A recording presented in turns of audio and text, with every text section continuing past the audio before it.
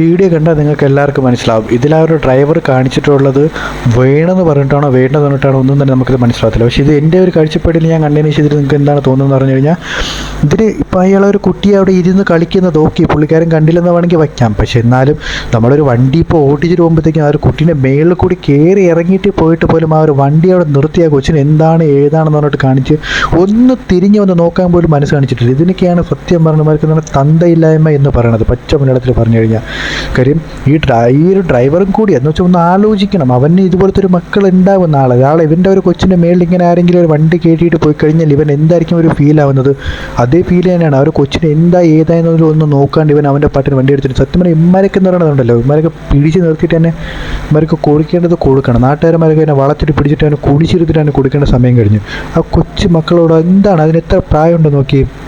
അത് അവസാനം ആ ഒരു ടയർ നിറങ്ങി ഓടി വരുന്നത് കണ്ടോ വീഡിയോയിൽ.